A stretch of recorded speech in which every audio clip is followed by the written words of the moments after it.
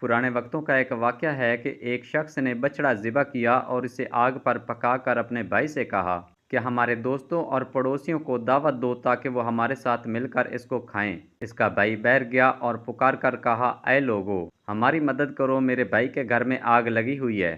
कुछ ही देर में लोगों का एक मजमा निकला और बाकी लोग काम में लगे रहे जैसे उन्होंने कुछ भी ना सुना हो। वो लोग जो कि आग बुझाने में मदद को आए थे, उन्होंने खूब पेट भर कर खाया। तो वो शख्स अपने भाई की तरफ ताज्जुब से देखकर कहने लगा, ये जो लोग आए थे मैं तो इन्हें नहीं पहचानता और ना मैं इनको जानता हूँ, मैंने इनको पहली बार देखा है। फिर हमारे दोस्त अहबाब कहाँ हैं? भाई ने जवाब दिया कि ये लोग अपने घरों से निकलकर हमारे घर में लगी आग बुझाने में हमारी मदद को आए थे, ना कि दावत में। इसलिए यही लोग मेहमानी और मेहरबानी के मुस्तहिक हैं। जिसको तकलीफ के वक्त अपने इर्द गिर्द ना पाओ, उसको दोस्त, भाई या पड़ोसी का नाम मत दो, और जो तंगी के वक्त तेरा साथ दे वही आपके हकीकी हमदर्द हैं। नाजरीन, कहानी बेशक आपको कुछ अजीब लगी होगी, लेकिन इसमें बहुत बड़ा सबक है। अगर आपको इस कहानी में कुछ सबक मिला है तो अपनी राय कमेंट सेक्शन में लाजमी दें।